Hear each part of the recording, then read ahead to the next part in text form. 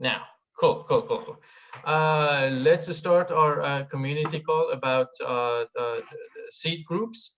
We want to talk about the structure of seed groups, which is used by a number of algorithms, and that's a very critical point to understand. This is not something that is the core to the BrightID and the social graph and how it works, but we want to elaborate on that and ask questions about that and see how it is being used by some algorithms to figure out the unique accounts. I want to talk about how we create the seed groups, how we put and plant seed groups in different communities, and how we do that. And I want everyone to have a clear idea about BrightID seed groups. Maybe later on we can talk about the BrightID stars and their abilities and how they work out in different communities and the connection parties and how the whole thing is working out. Uh, I think it's a good idea for us to have someone talk about the technical aspect of the seed groups and why we got to that idea of seed groups in BrightID and why we are using that at the moment in the bootstrapping phase of BrightID, and then continue our conversation and ask questions so we can better understand what we are dealing with here. Adam, would you take that, please? Yeah, happy to. Thank you, Paslar. Thanks for the intro. So let's just get to like the beginning of BrightID to where we are now. How did we get to where we are now, and how did we arrive at using seed groups? So in the BrightID graph, it's really, when you're doing graph analysis, it's really critical that that you have some part of the graph that is pre-trusted in some way, because an algorithm that's just looking at the structure of the graph can look at two regions and say, wow, this, these have exactly the same structure. One could be completely fabricated, built by someone that's creating Sybils, and the other one could be like the historical built up, I guess you could call canonical or honest portion of the graph. And the algorithm has no way to differentiate unless you give it some other information. And you can give it other, I kind of hinted a little bit at like historical, meaning time. So if it knows, okay, this part is older than this part, that's a clue. And there's many, but really what we're saying when we talk about seeds is where are those little points in the graph that are the pre-trusted locations? And there's many ways you can select it. You can use the historical aspect, which I kind of alluded to, where you say, okay, this person had a good score in the past, and so we're going to kind of automatically and possibly add some randomness in there and choose some people that had good scores in the past at random, and allow them to have that the trusted seed attribute. But now that has some interesting advantages and disadvantages. So some advantages of having some randomness in there is that it's harder to target. There's something called a target attack, where a Sybil attack says, okay, I realize that the ability to be verified emanates out from these seeds. So I'm going to aim my Sybil attack at some of these seed groups because that's easier than just like creating a Sybil attack that's off in the middle of nowhere. So I'm gonna target these seeds and try to use social engineering or whatever else I can do to get the seeds to vouch for me. And so, but if you have some randomness in there, then it makes it harder to do that, because you don't know who the seeds are going to be the next round. You can't build up this target attack. So the other aspect is, so that's thinking about the attackers. We also have to think about the honest people. And in BrightID, I think we've gone the route of thinking about the honest people first, and in a lot of ways being like, okay, we'll get to the Sybils once we get something down for the honest people that they can use and that they like and that works for them. So get the honest people working, and so that they can get verified, and then come back and keep ratcheting up the protection against Sybils. So for something to work practically for an honest person, they actually need to know.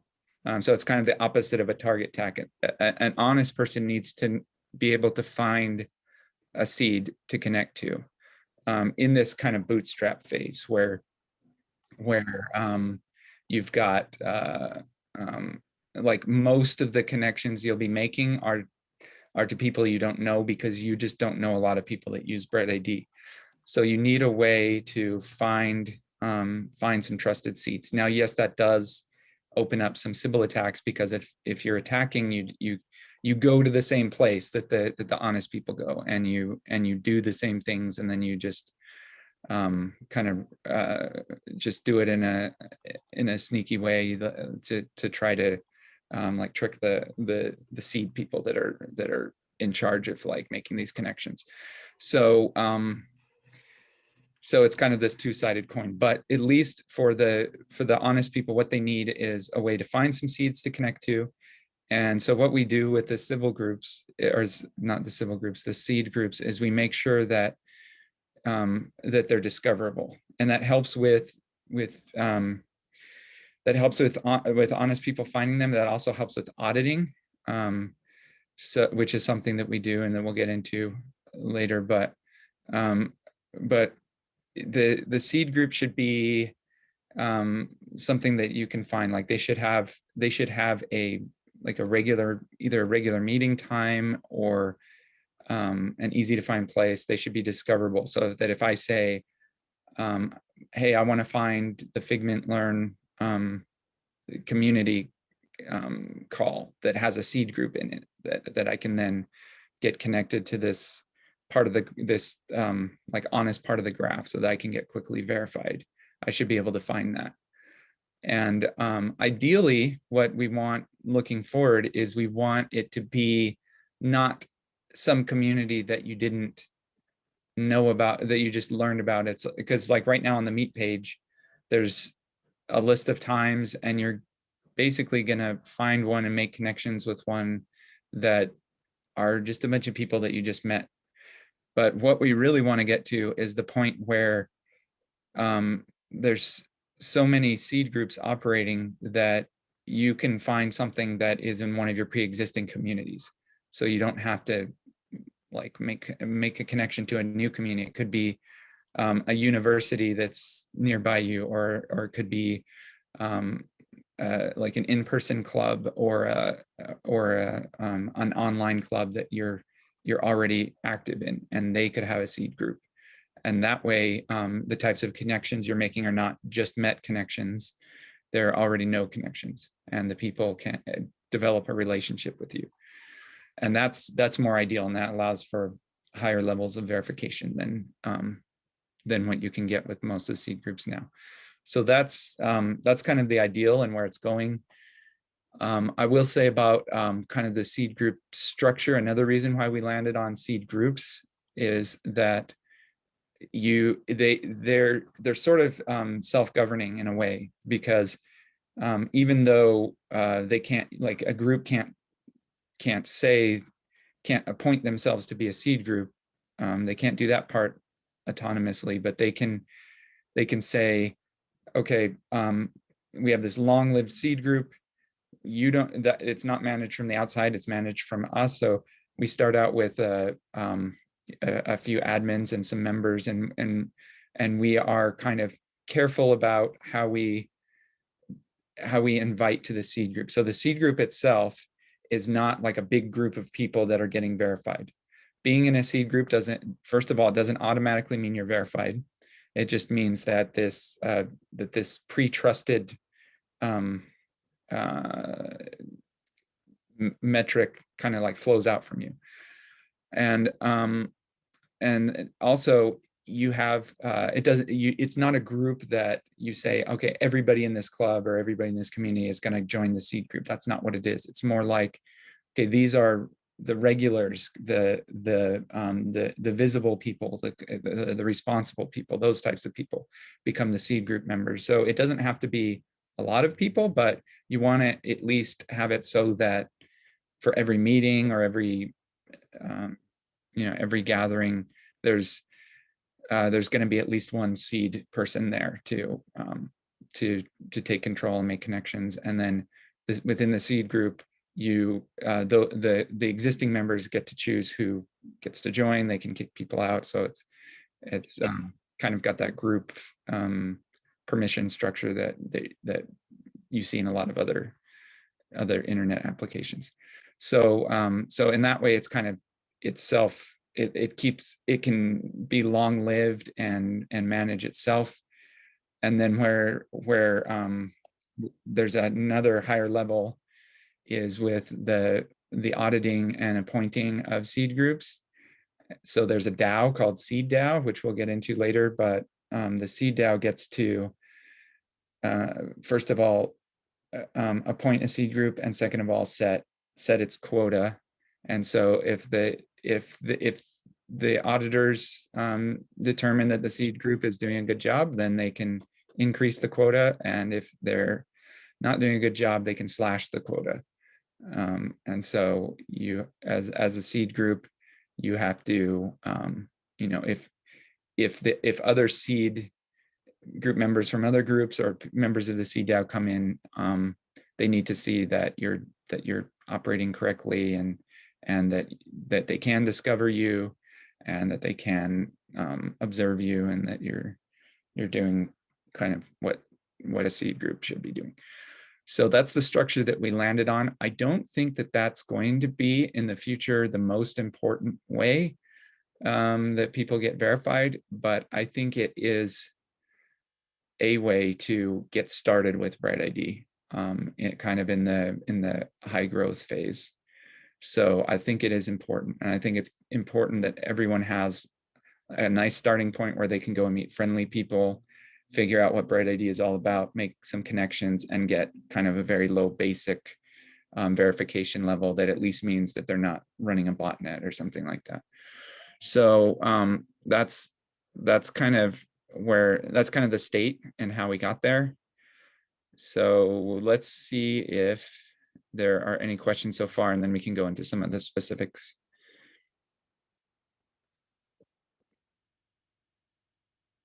As one of the seeds, I want to start questioning myself and the whole process. Question yourself. That's good.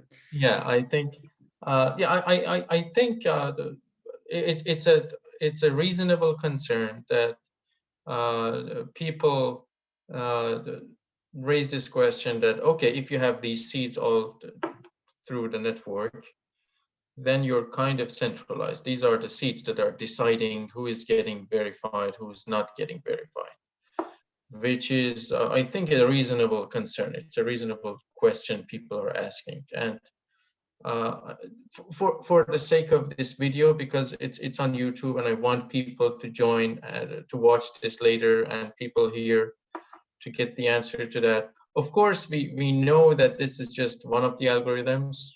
Of course, we know that this is the bootstrapping phase. But what would you say to people that are thinking that BrightID is just a manual, centralized the check mark list, that there's a certain number of seeds that are deciding who is verified, who is not? I mean, that's accurate, but I would also say that I've kind of painted the picture a little bit of how seed groups evolve into being something where it's like you go to a community checkpoint that you already are familiar with, rather than just meeting. It feels different when it's like, okay, I'm being told that these are the only places, and I don't know any of these people, and I've got to go to one of these places to go get verified. That's got a certain feel to it, and it does, I can see why that can feel authoritarian in some way. And even if you have community spots, it might sometimes feel like, well, why did they, like, you know, why does the university get to do this, and why can't I do this just with my family or something like that? Why do I have to go meet some other people at like this trusted community location or something like that?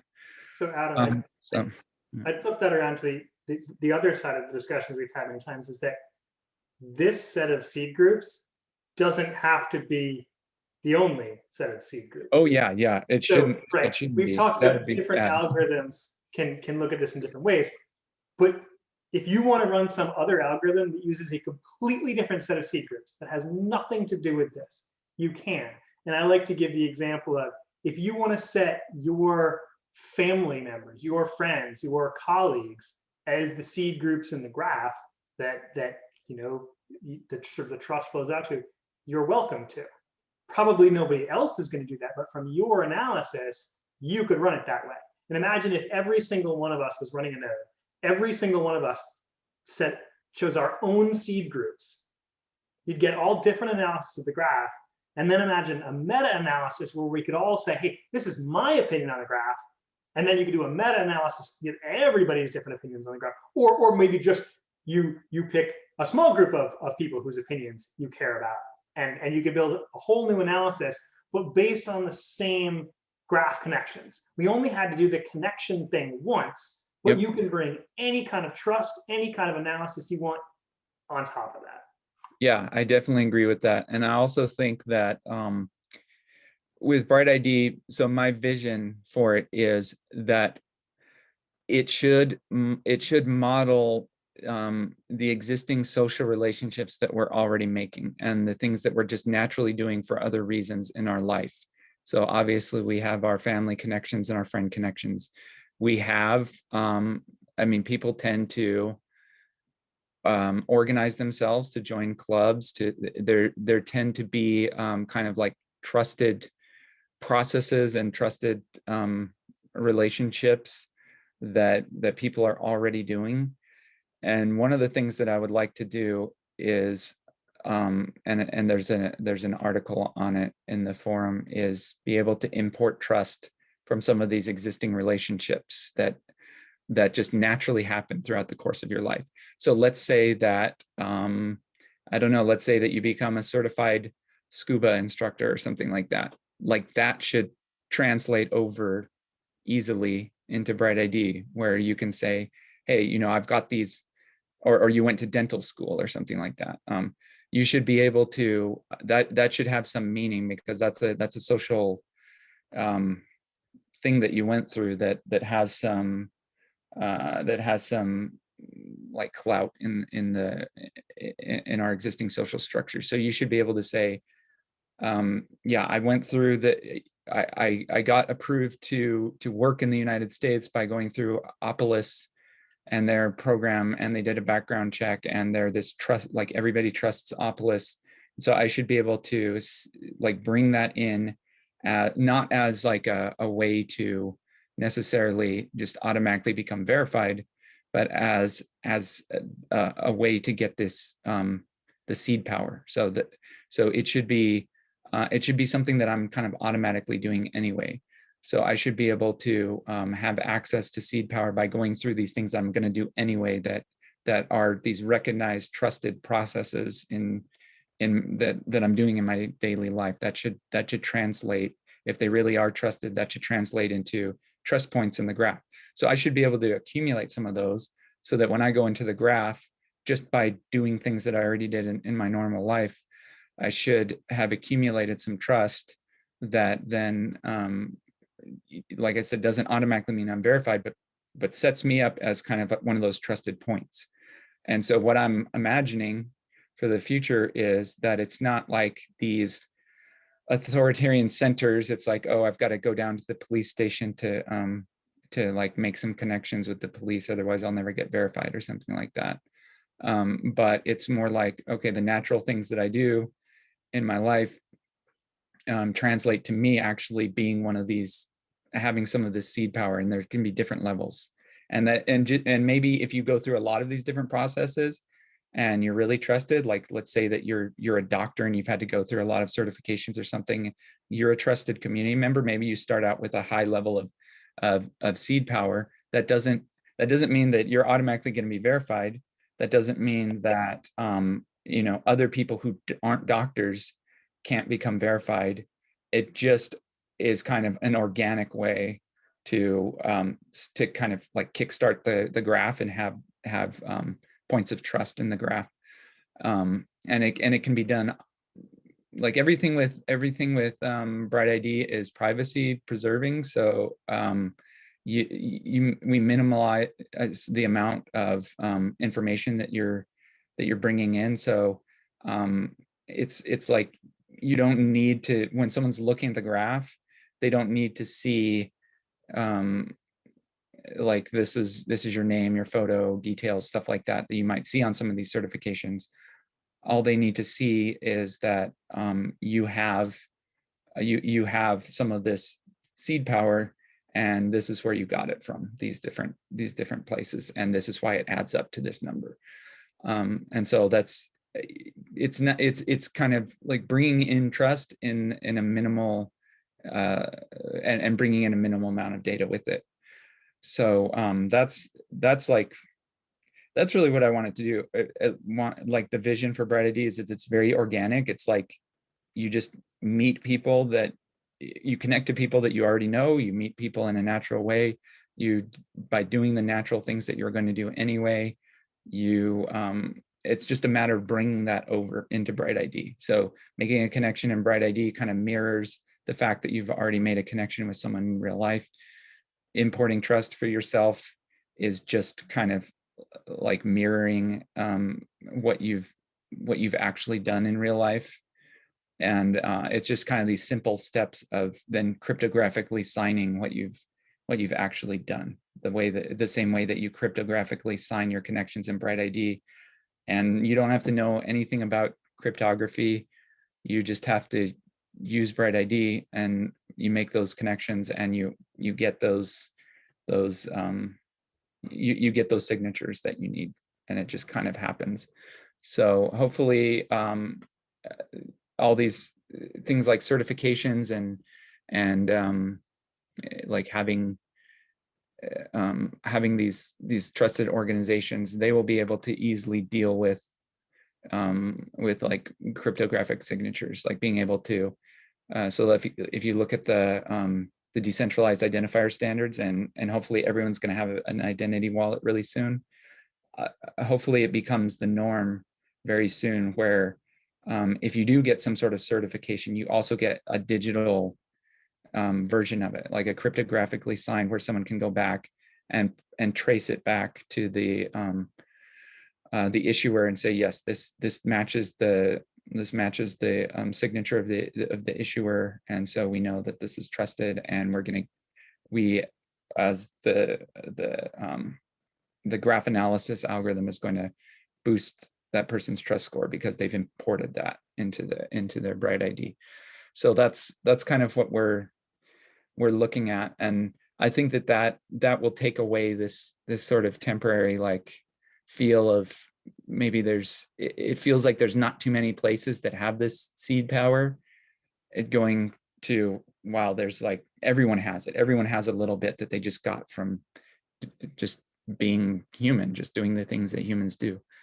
So I hope that answers your question, Paslar, and also that you can start up your own seed group. Like people can, if you've got a community and you've got a like you want to be one of these trusted centers where people can go to make connections, you should be able to do that. The more we have, the better, actually, because then there's a better chance that someone's already part of a community like that. It's not like they have to artificially find a community that they weren't already gonna connect to. They're already connected. That's ideal. When you have already known connections, that's much more ideal.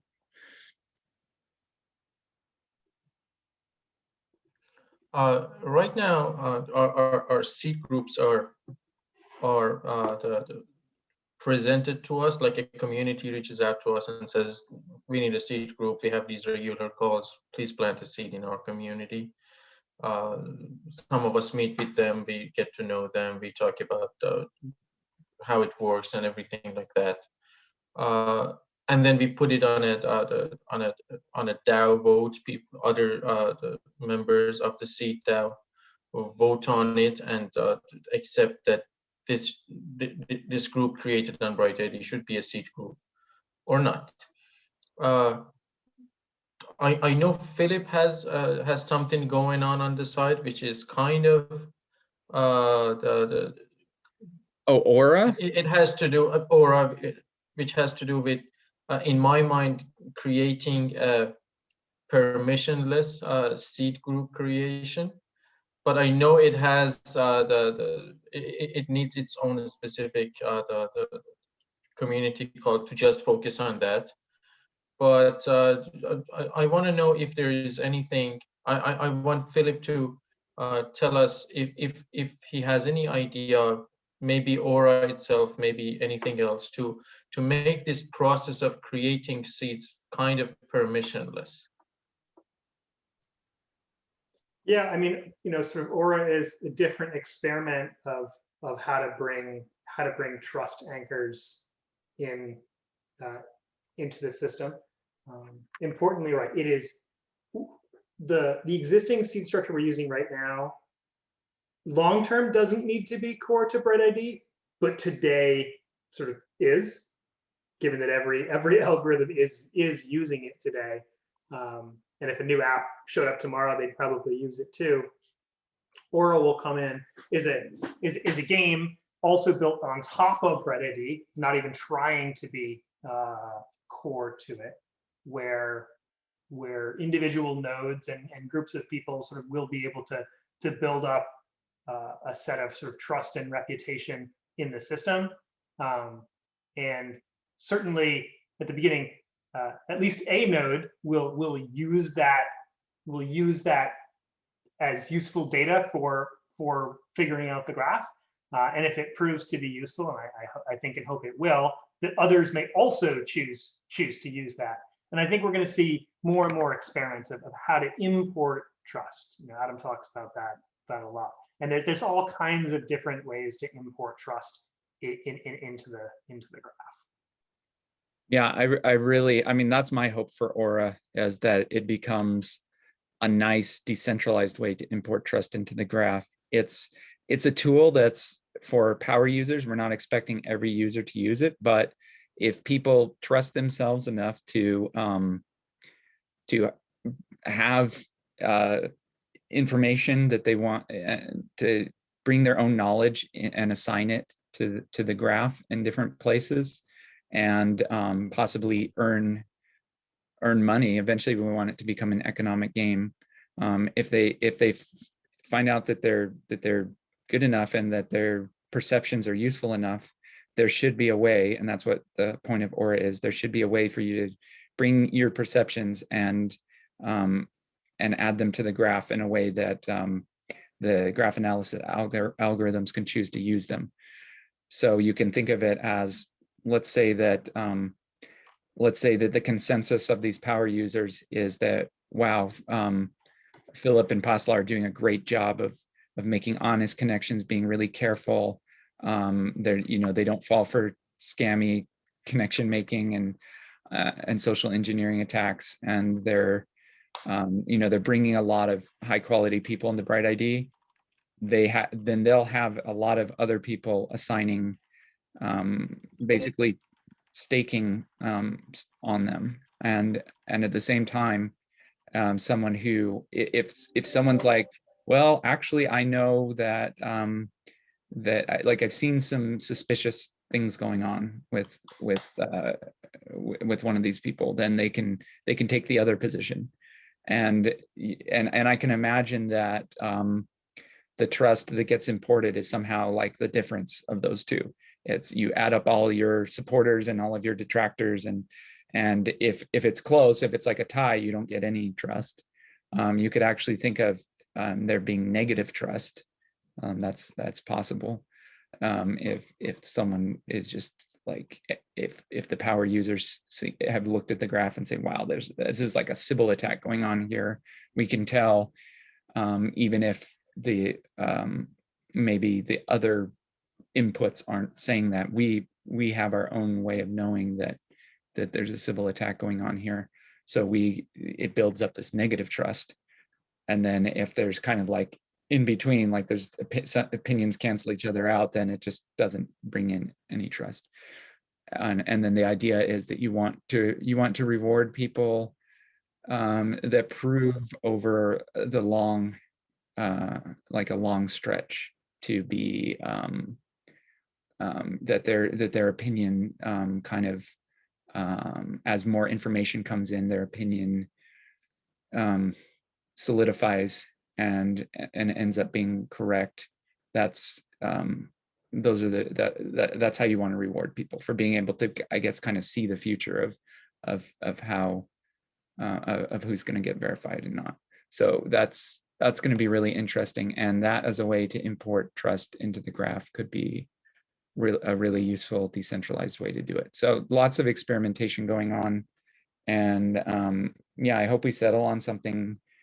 Like I said, my ideal vision for BrightID is that you don't do much other than what you've already done. You just kind of make the cryptographic or digital equivalent of things that you're already doing, and ideally it kind of happens at the same time. I mean, I think we're going to quickly see that some of our normal check-in type behavior that we do in our everyday life will kind of be cryptographically signed. Like if you got vaccinated, or if you got whatever, you went through some of these normal like social processes that people do, that those get cryptographically signed, that there's a cryptographic record, a private one that you don't have to share if you don't want to, but those sorts of, just like having that like cryptographic record of these important social things that you're doing can definitely add up and translate into being verified on BrightID, so that it doesn't feel like an extra process that you have to do. It's just kind of like you live your life and you get verified. And I imagine in the future that normal things like just birth registration, normal things that happen, will just cause you to be verified in BrightID. And so it's not something that you'll have to like set out to do. It's just something that just happens from being a person, that you just get verified. Why can't we have voting done cryptographically? It would solve so many issues we had in the last election. Yeah, that's a great question. I think that's close enough to like some of the things that BrightID enables that we can talk about that. Yeah, so that's something that I think about a lot, because I think maybe two of the main things that BrightID enables, one is greater participation in democracy, and the other one is the ability to get more of your fair share, I guess you could call it, of whatever you've if it's going through something like Figment Learn, where you've gone through a course and you want to prove that you can get that reward, or it could be a UBI that you get just for being a human being. So there's the rewards, and then there's the voting or the participation. So why can't we make voting better? Why can't we make it based on cryptography? So when I answer that, I think about like the existing way that you register for voting, because I think it has to do with voter registration. I think the actual voting, I think we can already do that. I think we've already shown that like the voting process is something that could be done like electronically, but how do you do it securely in a way that kind of brings the registration information over. So with cryptography, one of the interesting things you can do is you can still use the same like trusted registration process, could be in person or whatever, and then you can have the people that are registering basically make an assertion that those people are eligible to vote, but they can do it in a blind way. So I think David Chaum even used this in his when he was introducing blind signatures. I think he even used voting as an example, where you have like people registering to vote. You have the people that are authorized to decide whether someone's eligible to vote. They vouch for that person cryptographically, but in a way that that signature, you can then take that signature, like the person who did that signing has no way to then reconnect you back to like who you were. So then you kind of enter this pool of eligible voters, and then you can then vote, and you can cryptographically prove that someone did designate you as being eligible, but they can't go back and prove which one you were. So then you can vote in a privacy preserving way. So we have all the technologies, but I think like there's a couple of different questions. One, are we going for greater convenience by allowing people to submit their votes online, or are we going for greater privacy? Because I think our existing systems that are not cryptographic, they already have like ways to like secure the privacy of the vote, of the actual vote. So I don't know. I think that I would love to be able to vote electronically. I think that that's a nice convenience thing.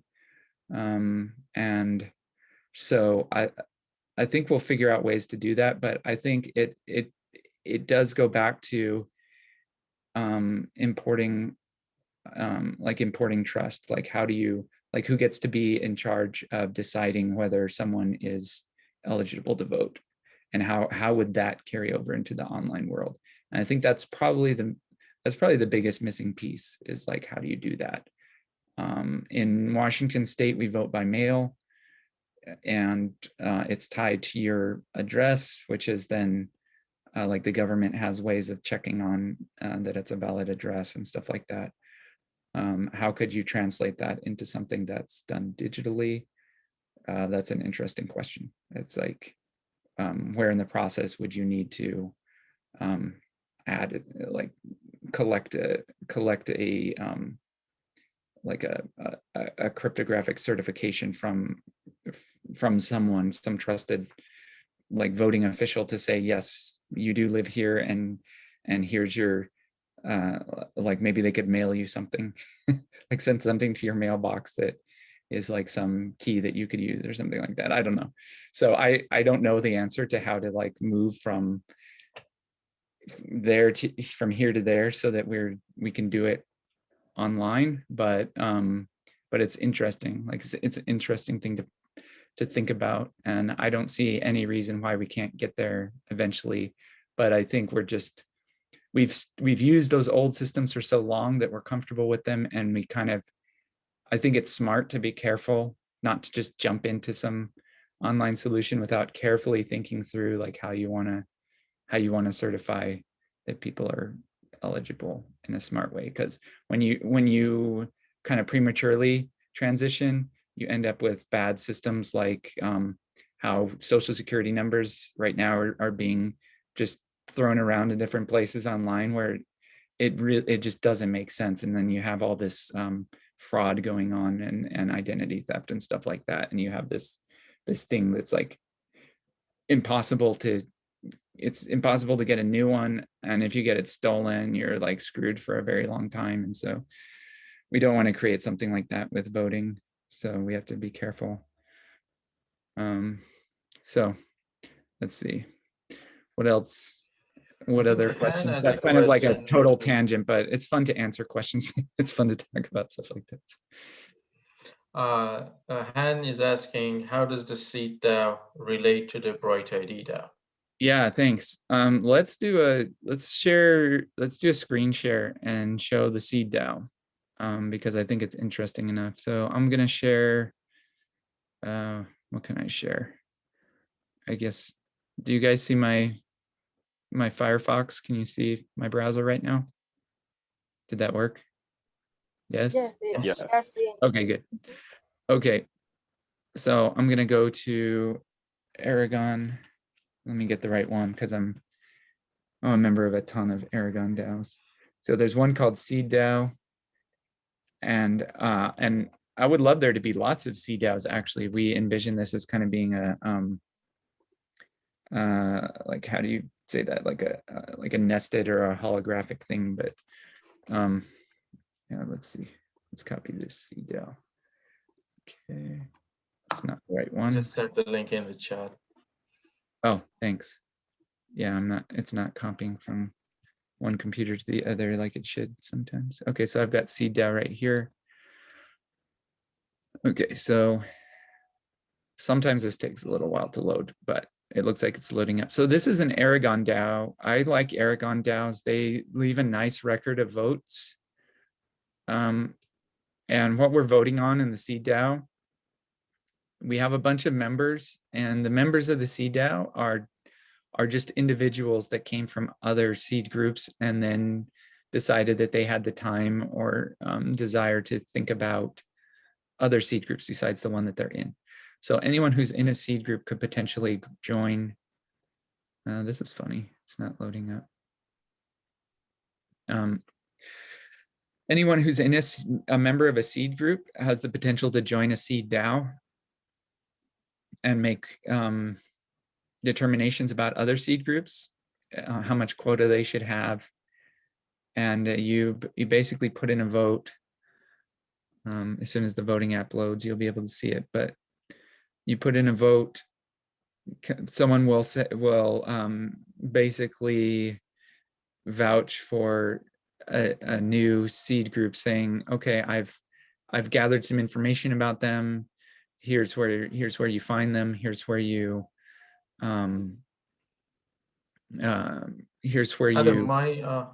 is yours loading already? It is loaded, yeah. Okay, why don't we switch if you to want yours? me, I can share and you can. Yeah, let's talk switch to over your it. screen because sometimes this takes a while to load. So, because it's like crawling through many blocks of data sometimes.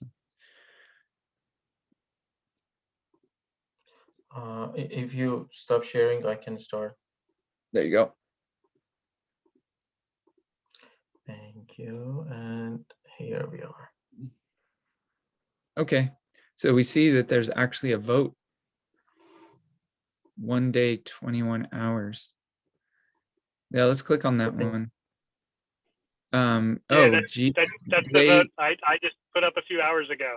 Okay, Gwei Check Council. I'm going to go in and vote on that one. Well, I am going to do some research first. So let's show what the research looks like. Click on the spreadsheet. Yeah, we always have this spreadsheet that shows the details of this group that Philip has created, and that they are for Gwei, yeah. Yeah, so seed groups fill out a form. They get, it creates an entry in a spreadsheet, and then we review it.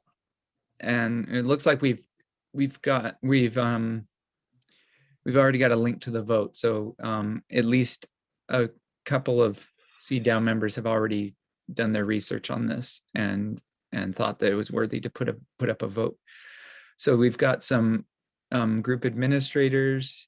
They've got a place where you can go and meet the community. So this is important for investigating a seed group, and also using a seed group. If you're someone who's trying to use them to get verified, you need to be able to find them. So they have a website. What does their website look like? Let's look at it. Yeah, let's open it.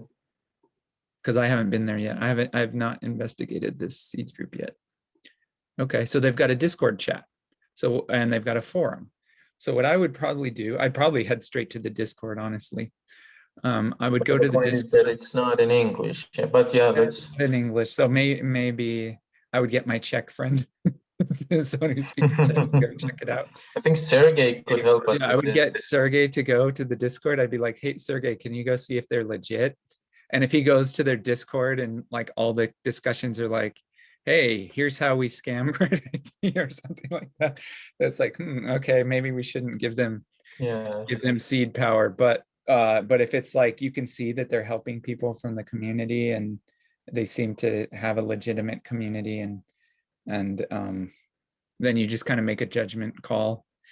And you can put in votes to counteract earlier votes. So you could say, well, they used to be good actors, but recently it's kind of like things have degraded with them. So we're going to revoke their seed status, or we're going to lower their quota or something like that.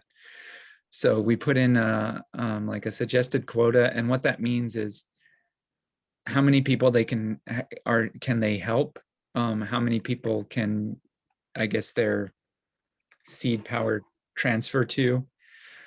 And then, so right now they have 200 quota. So if the group grows large in a like a responsible way, and they seem to be doing a good job and have figured out a way to scale, you can increase their quota. So they're starting out pretty small. And so this looks good. Like they asked for a small quota. They've got a Discord. Their mission looks really cool. So I mean, this is something that I would, and also obviously you look at who do we know in there, who do we already vouch for. So there's some group administrators. I don't personally know any of them, although I think I've seen Kleinpeter. I've seen him around in our Discord. So I think I actually have seen him like engaging with the BrightID community. So so yeah, there's all these good, like, positive signals here why they should probably become a seed group. So then you go back to the vote, and Adam, yeah, also worth mentioning that we use the seed DAO members use Keybase. So in Keybase, I vouched for it and I explained who these people were. So that's, no one's seeing that right now, but that important signal happened as well. Right. So right now we're kind of having a mini discussion on this call, but normally what we do is we do have a place to discuss and deliberate and ask questions to each other about seeds. So after some deliberation and some investigation, then we put in our votes. So yeah, this looks good to me. I'm gonna actually vote for it right now. So you can't see me logging in, but I'm logging in over here. And an interesting thing is this DAO exists. So CDAO exists on ID Chain. So I'll just make a quick plug for ID Chain here. You know, like I've talked to Vitalik about ID Chain, and I've talked to other people about ID Chain and explained what it is. So I don't want people to get the wrong impression of it. I don't want people to think that it's like meant to be. You see, there's a lot of scaling solutions for Ethereum coming out now, and some of them have to do with like maybe like a ZK rollup chain or something like that. It's not meant to be a scaling solution for Ethereum. It's not. It's really its own blockchain, and what it's for is, I would say, it's, at this point at least, it's definitely not for managing like billions of dollars of funds the way Ethereum is. What it's for is something like CDAO is ideal for this. CDAO is not transferring money around, but we don't want to pay mainnet gas fees just to vote. Like, it is so expensive. So we have ID Chain, and we can come on here and very cheaply, everyone on ID Chain gets a lifetime supply of gas for normal usage. If you're a power user, an app or something, you'll probably have to buy some from regular users who don't use their whole quota. It's pretty much a non-profit blockchain. So you're not going to get rich speculating on ED. The validators don't get rich. They just get paid a stipend that basically covers their cost to be validators. The validators get voted in. It's kind of like a representative democracy. So we leverage BrightID as kind of like a way to imbue trust in the validators, and then the validators have their reputation at stake. And so I think it's actually a pretty trustworthy model. I think, having talked with Vitalik and other people, I think where it breaks down is if you try to use it as a side chain for Ethereum, because then you don't get the same, if you're like starting out with Ethereum main chain and then you try to say, well, we've got these certain like expectations for economic finality and like censorship resistance and stuff like that, it doesn't exactly carry over. So you can't start on Ethereum, like bring your money over, have it transfer around, and then come back and have the same kind of expectations that you would from mainnet. So it's not meant to replace some of these other scaling solutions in any way, but it's still a nice way where if you just want cheap DAOs or something like that, it's a great way to do it. So we use it ourselves quite a lot for just DAOs that like different BrightID DAOs. So yeah, if that's something you want to do, then definitely look into ID Chain. And you can get your gas tokens. It's one of the BrightID apps that you can see that you can use. You can get your ED gas tokens. So that's kind of like the quick plug for ID Chain. So yeah, the CDAO is it's an Aragon DAO on ID Chain, and it could be, like I said, it could be turned into multiple DAOs if it turns out to be a better way to scale things. So it works really well. You get to have a record of all the votes. Yeah, go ahead, Passler. I wanted to mention that it doesn't necessarily have the same members that that like BrightID main DAO has. Right, yeah. So, that's a really good point. Like I did mention we have a bunch of different DAOs that we use that are related to BrightID that use ID Chain, and it's not the same people in all of them. This is one that's open to, if you're a seed group member and you want to help out by participating in the kind of the overall seed like auditing and this process that we're doing, then you can send a representative from your seed group and they can join the seed DAO. So it's always a balance, because if you try to become like I don't know how to put it, like too democratic, I guess you could say, then you end up with really low participation. And so really we're looking for people that kind of just have this internal motivation to participate, and those are the people who get into this DAO. It's not just, we don't just automatically like assign or bring in members from DAOs. It's kind of like you have to have that drive to want to participate. So yeah, that's the seed DAO, and it works really well, like from because it kind of leaves this cryptographic trail of all the decisions that have been made. It's like way better than just like, imagine if we only had the spreadsheet. That, to me, that would be a pretty crappy solution. And if you look at a lot of like organic governance that happens in different places, that's kind of like how things end up. Like you'll see even having worked for like medium-sized companies and stuff, that happens a lot. Like in departments and stuff, you'll see, oh, this is how we manage our department. It's done like through a spreadsheet, and it kind of works. But if you really want to have responsibility, accountability, auditability, stuff like that, I think having tools like Aragon and having things on a blockchain can be really helpful. So that's why we use an Aragon DAO. So I have a question. Can I? Sure. Mm-hmm. I have a question regarding the seed groups, you know. I'm gonna say my question with an instance. So I think that makes sense more. So if someone get connected with a seed in a different seed group, and also get connected to another seed group at the current phase of seed groups, and one of the seeds report that person, what would happen with the other seed group? Is Yeah, he so still verified? that's a good question. So we've organically, well, I guess just from lessons learned over time, we've realized that seeds kind of need a quick and easy way to, if they report someone, have repercussions across multiple seed groups, not just their own seed group. So this may not be a permanent thing, but if you if like seeds talk to each other and they determine, hey, this person seems to be a scammer, like they're doing scammy behavior.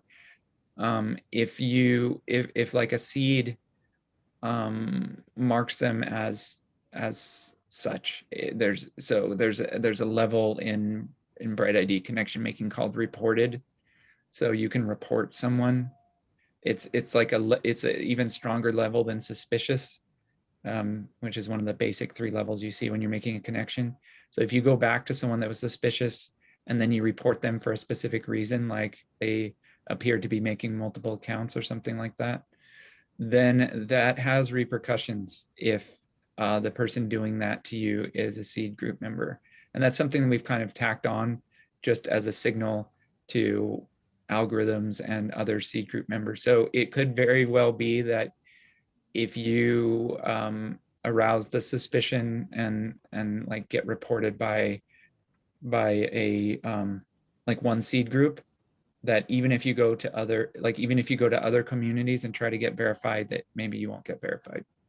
And so it's this kind of it's interesting game, because having, being a seed group member myself, I've been involved in discussions where it's like, hey, this person really, like, someone reported them, but they really do seem legitimate and they seem like an honest actor, and we don't find any evidence of like duplicate accounts. And so can we undo this report?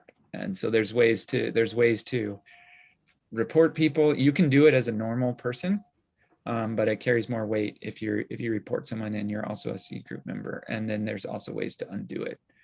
Does that answer your question, or is there like a even more specific question that you're trying to ask? Yeah, that's good. Yeah, thank you. Yeah, so we've had to kind of develop that process and tweak it over time based on real world scenarios. So yeah, it's just interesting. I mean, that ideally, like what I'm looking for is, like, right now we have just met connections, which is not great because it makes it really easy for you to divide yourself up and just like on a small scale go and get verified in different places. And it's hard because there's not like there's no advanced way to cross communicate between communities. So, but the next step up, which is already known, that adds like a new layer to this, where it's like, okay, you could probably still do the same thing, but it's going to take more work. So it's going to slow down Sybil attacks even more, because you can't just show up in different communities. You've got to spend more time gaining the trust of that community. You can still like basically social engineer them into allowing you to create Sybils, but you've got to spend, it's going to be more work to do that. And then there's even higher levels of connection making. The next one up is social recovery. So to have let's say you have someone that is either 1 hop away or 2 hops away, that has designated you as someone they trust to recover their BrightID. That's an even higher level of connection. And then there's another one that's coming out that is basically specifically made to stop these kind of low-level partitioning attacks where you divide yourself up and go and get verified from different communities, which is called the family vouch, which says, okay, I'm bringing in me and my family. So the people, you can't just, to make this connection with me, you can't just know me. You have to know like my closest relations as well. And you vouch for all of us as a group. And so doing that family vouch, that makes it really difficult for you to split yourself into multiple groups, unless you have, so it kind of reduces those attacks into like a collusion attack, where you're not going to get honest people to vouch for you multiple times that way. You're going to have to, at that point, if you're attacking the system, it's going to be like some collusion, like people colluding with you who know that you're being dishonest but are still vouching for you anyway. And so I think if we can reduce the BrightID graph analysis problem into problems of like malicious attacks and malicious collusion, rather than like honest people making mistakes, then I think we'll have a much better chance of defeating Sybils, because I think that the anti-Sybil algorithms really can detect these malicious attacks, but they have a hard time detecting people who are kind of like social engineering or fooling honest people. The anti-Sybil algorithms don't do a very good job of detecting that. So anyways, that's kind of like the I see things getting better once we have stronger connections. I see it getting harder for these small scale Sybil attacks. Let's see.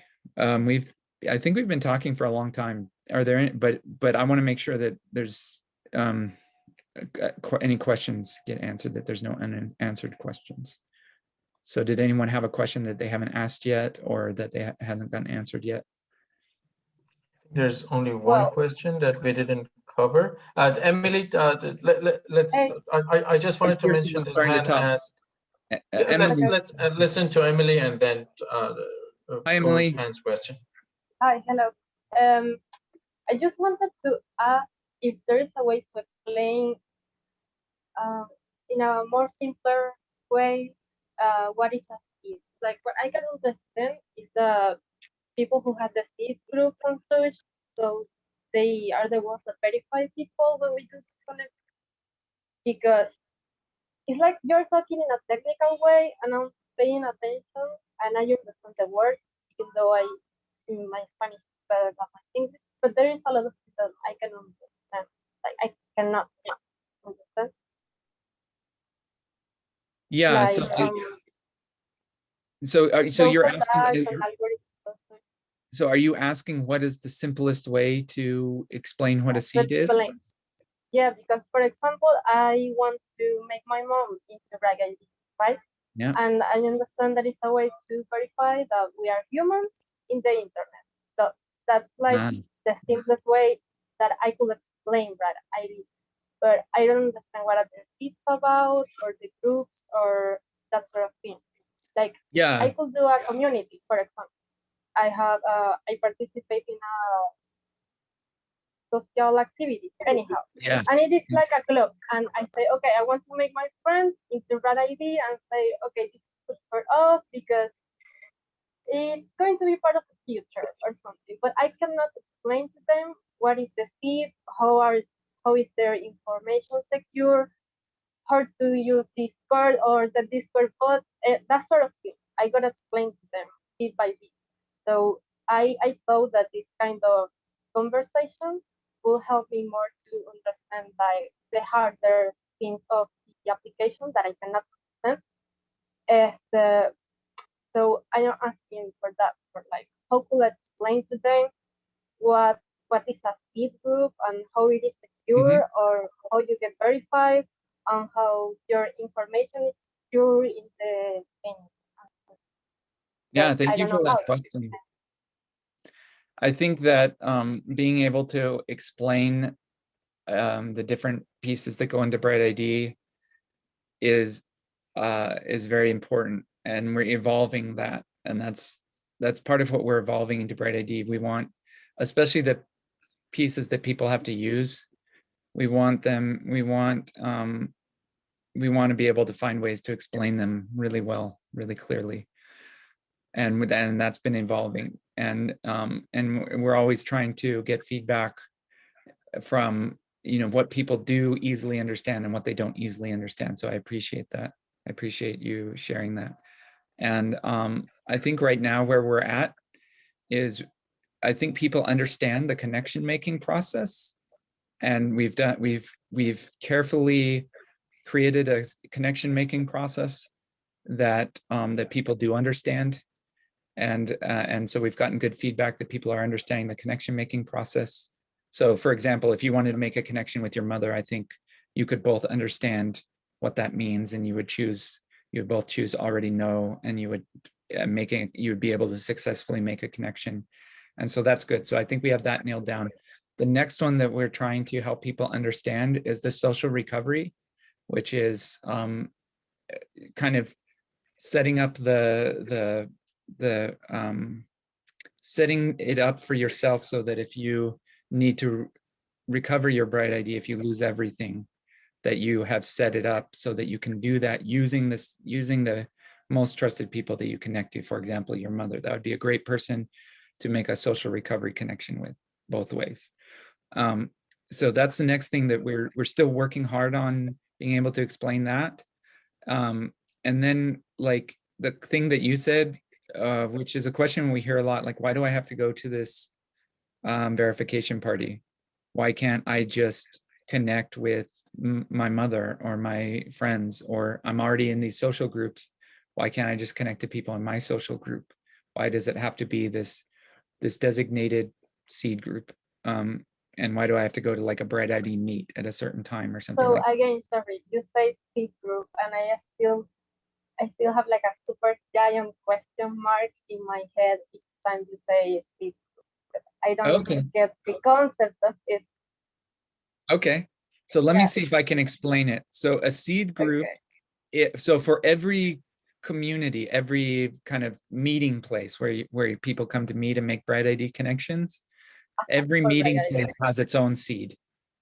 Every meeting. So if you look at all of our meetings, our meeting schedule, they all have seeds. So every time you go and meet with other people on BrightID to make connections, there's a seed there. If there wasn't a seed there, it would be ineffective. You would go and make connections with the people, and you still wouldn't be verified. So that's I think that would be the easiest way to explain a seed. Is there's one seed group for every kind of meeting that happens that allows people to get verified. So does that make sense? It's just kind of like a maybe the most basic explanation. I understand it now, but it is I bet that it is still a way to make other people, like regular people, that they are not listening to this explanation, to understand that they have to do these party connections or go to a connection party or whatever, that with somebody that has a seat, because it looks like they're the ones that decide if you are verified or right. Yeah. I understand the Anyhow. perception thing there. Yeah, it's like you understand it because you are working in this project, but I am not. I am just there, and I read from time to time the Discord, and I come to these rooms when I have the time. So it's hard to, from outside, to understand what's going on. Yeah, and I think that's why I would prefer in the future if once we reach a scale that it's something that you already that you already it's like a group that you already know. It's a group that you already associate with, that is the seed group that matters to you, instead of like looking up a schedule. And I mean, there'll be like a transition period, because right now it's like, okay, I have to find this, I have to go like look at this list of like meeting times, and I have to go to one of these parties. That's where we are now.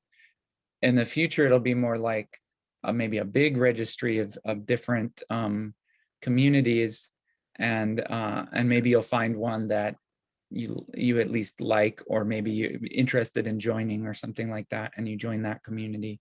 And then further in the future, it's like everyone will already have one. You don't have to go looking for a seed group. You will already have one.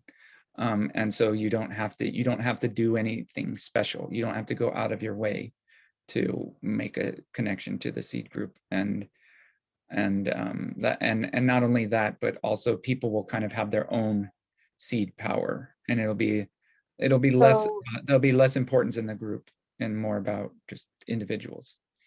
The seed plants the verification, sort of. Yes. Yeah. That's how you have to say it. That's the way to say it. Okay. You need somebody Yeah. with that seed to make you verified, because they are the ones that can do that.